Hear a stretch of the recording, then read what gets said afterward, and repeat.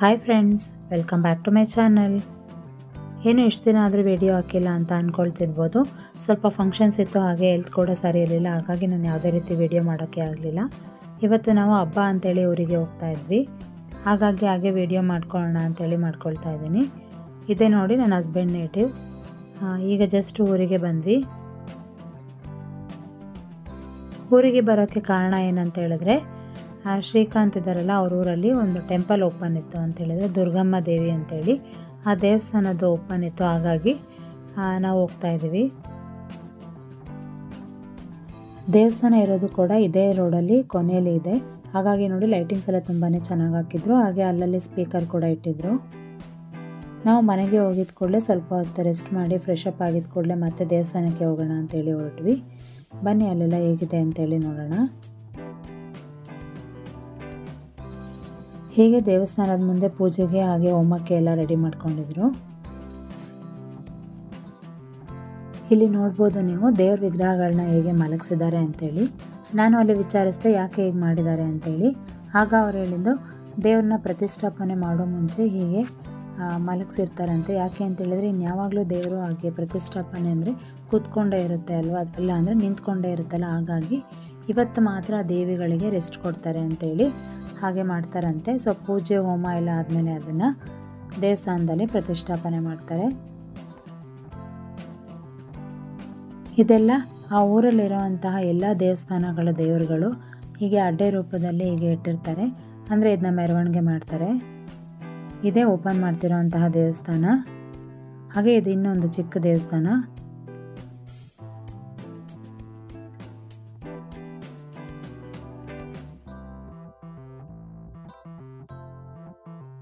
ನಾವು ನೆಕ್ಸ್ಟ್ ಊಟ ಮಾಡೋಣ ಅಂತೇಳಿ ಬಂದ್ವಿ. ತುಂಬಾ ಜನ ಇದ್ದರು. ದೇವಸ್ಥಾನ ಓಪನ್ ಇದ್ದಿದ್ದರಿಂದ ಅಲ್ಲಿ 2 ದಿನ 3 ಹೊತ್ತು ಕೂಡ ಅಲ್ಲೇ ಊಟನ ಕೊಡ್ತಾಯಿದ್ರು. ಬೆಳಗ್ಗೆ ತಿಂಡಿ, ಮಧ್ಯಾಹ್ನ ಊಟ, ಹಾಗೆ ರಾತ್ರಿ ಊಟ ಕೂಡ.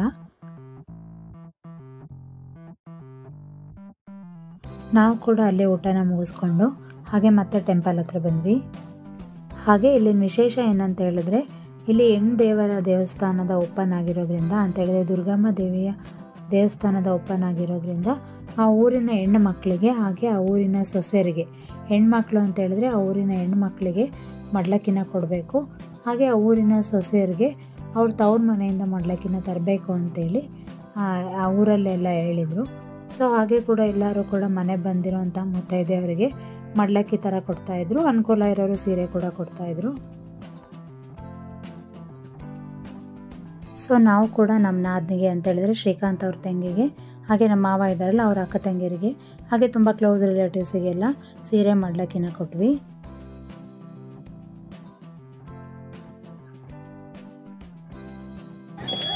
ದೇವಸ್ಥಾನದ ಹತ್ರ ರಾತ್ರಿ ಪೂರ್ತಿ ಸುಮಾರು ಪ್ರೋಗ್ರಾಮ್ಗಳನ್ನ ಮಾಡ್ತಾಯಿದ್ರು.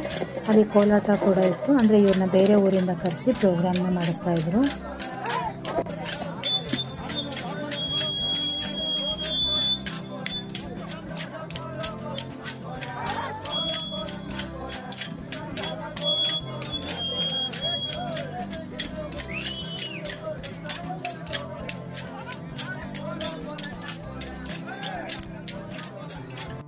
ನಾವು ಕೂಡ ಸ್ವಲ್ಪ ಹೊತ್ತು ಪ್ರೋಗ್ರಾಮ್ನ ನೋಡಿಕೊಂಡು ನಂತರ ಮನೆಗೆ ಹೋದ್ವಿ. ಮತ್ತು ಬೆಳಗ್ಗೆ ಎಲ್ಲ ಪೂಜೆ ಇರುತ್ತೆ, ಬೇಗ ದೇವಸ್ಥಾನಕ್ಕೆ ಹೋಗಬೇಕು ಅನ್ನೋ ಕಾರಣಕ್ಕೆ ನಾವು ರಾತ್ರಿನೇ ರಂಗೋಲಿ ಎಲ್ಲ ಬಿಡಿಸಿದ್ವಿ. ನಾವು ಬೆಳಗ್ಗೆನೇ ಎದ್ದು ದೇವಸ್ಥಾನದ ಹತ್ರ ಬಂದ್ವಿ. ಅಲ್ಲಿ ಗಂಗೆ ನೀರೆಲ್ಲ ತಂದು ಪೂಜೆ ಮಾಡ್ತಾಯಿದ್ರು.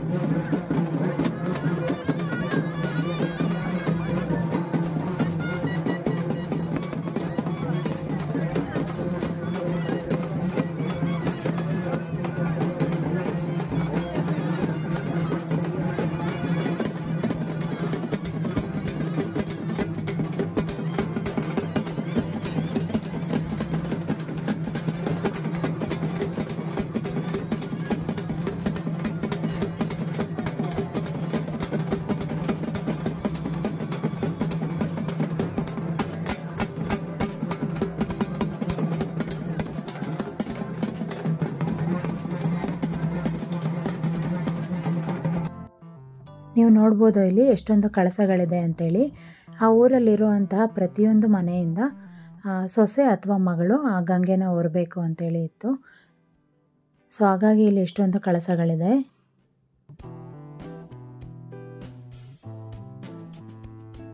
ಹಾಗೆ ತುಂಬಾ ರಿಲೇಟಿವ್ಸ್ ಎಲ್ಲ ಬಂದಿದ್ರಲ್ಲ, ಎಲ್ಲರನ್ನೂ ಮಾತಾಡಿಸ್ಕೊಂಡು ಮನೆಗೆ ಕರೆದ್ವಿ.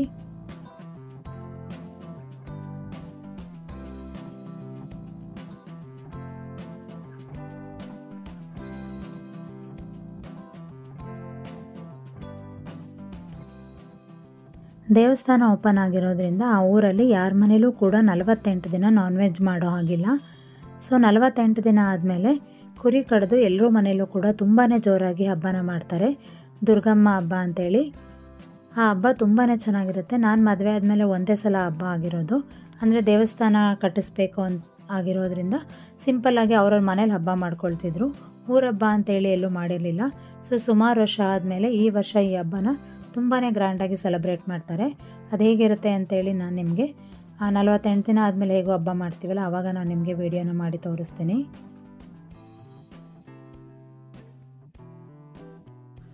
ಮಕ್ಕಳೆಲ್ಲ ಇಲ್ಲಿ ತುಂಬ ಚೆನ್ನಾಗಿ ಆಟ ಆಡ್ತಾಯಿದ್ರು. ನನ್ನ ನಾದಿನಿ ಮಕ್ಕಳು ಹಾಗೆ ರಿಲೇಟಿವ್ಸ್ ಮಕ್ಕಳೆಲ್ಲ ಬಂದಿದ್ದರು. ಅವರೆಲ್ಲ ಚೆನ್ನಾಗಿ ಆಟ ಆಡ್ಕೊಂಡು ಎಂಜಾಯ್ ಮಾಡ್ತಾಯಿದ್ರು. ಮತ್ತು ಹೇಗೂ ದೇವ್ರ ಪ್ರತಿಷ್ಠಾಪನೆ ಎಲ್ಲ ಆಗಿತ್ತು. ದೇವಸ್ಥಾನದೊಳಗೆ ಎಲ್ಲರನ್ನೂ ಬಿಡ್ತಾಯಿದ್ರು. ಹಾಗಾಗಿ ನಾವು ಹೋಗಿ ದೇವಿ ದರ್ಶನ ಮಾಡೋಣ ಅಂತೇಳಿ ಹೋಗ್ತಾಯಿದ್ವಿ. ನಮ್ಮ ಅಮ್ಮನ ಮನೆಯಿಂದನೂ ಅಷ್ಟೇ ಎಲ್ಲರೂ ಕೂಡ ಪೂಜೆಗೆ ಅಂತೇಳಿ ಬಂದಿದ್ದರು. ಹಾಗೆ ತವ್ರ ಮನೆಯಿಂದ ಸೀರೆ ಮಡ್ಲಕ್ಕಿ ಕೂಡ ತೊಗೊಂಡು ಬಂದಿದ್ದರು. ಇದೇ ನೋಡಿ ದೇವ್ರ ಪ್ರತಿಷ್ಠಾಪನೆ ಮಾಡಿದ್ದಂಥದ್ದು. ಮುಂದೆ 2 ಇದೆಯಲ್ಲ, ಅದು ಅಲ್ಲೇ ಇರುತ್ತೆ ಯಾವಾಗಲೂ. ಹಿಂದ್ಗಡೆ ಇರೋವಂಥ ದೇವ್ರನ್ನೆಲ್ಲ ಹೊರಡಿಸೋ ದೇವರು ಅಂತ ಹೇಳ್ತಾರೆ.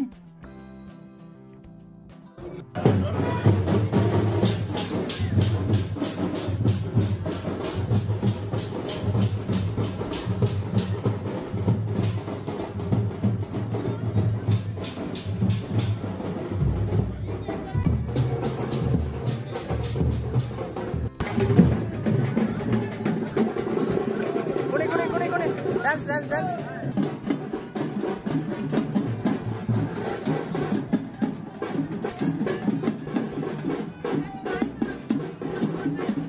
ಅಲ್ಲೇ ಆಡ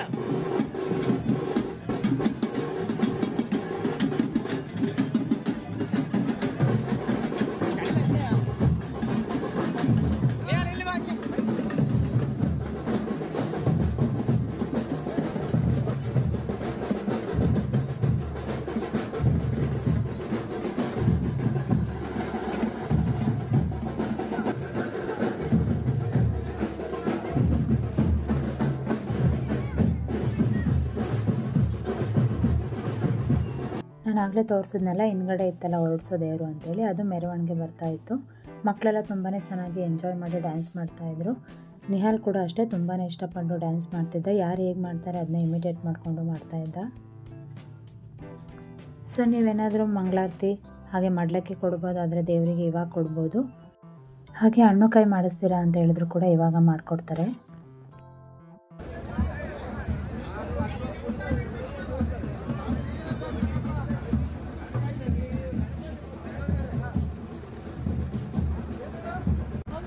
ಇಲ್ಲಿಗೆ ಬರುತ್ತದೆ.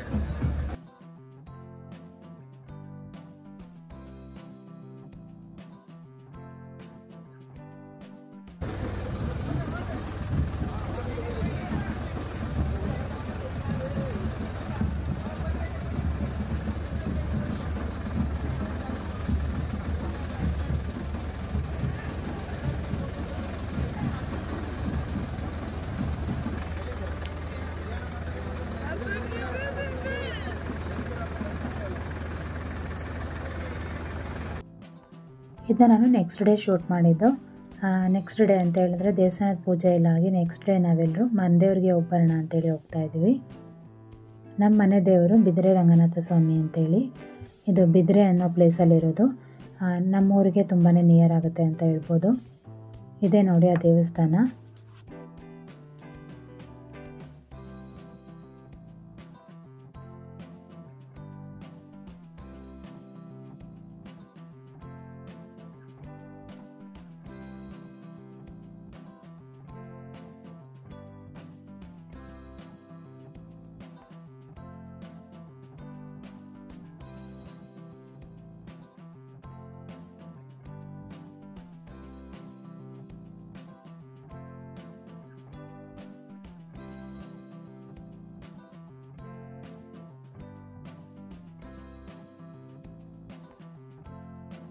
ನಾವು ಪೂಜೆನ ಮುಗಿಸ್ಕೊಂಡು ಹಾಗೆ ದೇವಸ್ಥಾನ ಪ್ರದಕ್ಷಿಣೆ ಬರೋಣ ಅಂತೇಳಿ ಹೊರಗಡೆ ಬಂದ್ವಿ. ಇದೆಲ್ಲ ನೋಡಿ ದೇವಸ್ಥಾನದ ಹೊರಗಡೆ ಇರುವಂತಹ ದೇವರುಗಳು. ಅಂದರೆ ಇಲ್ಲಿ ಗಣಪತಿ, ಲಕ್ಷ್ಮಿ, ಹಾಗೆ ನವಗ್ರಹ, ಹಾಗೆ ಮೆಟ್ಲಿಗೆ ಕೆಂಚರಾಯ ಅಂತೇಳಿ ಈ ಗುಡಿಗಳೆಲ್ಲ ಇದೆ.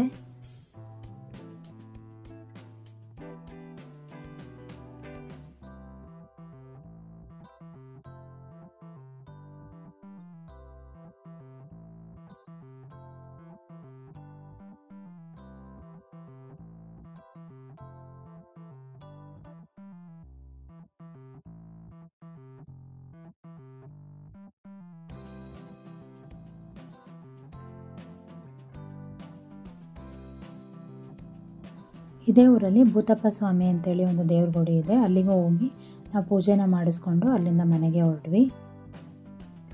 ಇದಾಗಿತ್ತು ನನ್ನ ಇವತ್ತಿನ ವಿಡಿಯೋ. ನಿಮ್ಮೆಲ್ಲರಿಗೂ ಈ ವಿಡಿಯೋ ಇಷ್ಟ ಆಗಿದೆ ಅಂತ ಅಂದ್ಕೊಂಡಿದ್ದೀನಿ. Thank you for watching this video. ನಾನು ನಿಮಗೆ ನೆಕ್ಸ್ಟ್ ವಿಡಿಯೋ ಜೊತೆ ಮತ್ತೆ ಸಿಗ್ತೀನಿ. ಅಲ್ಲಿವರೆಗೂ ನಮಸ್ಕಾರ. Take care.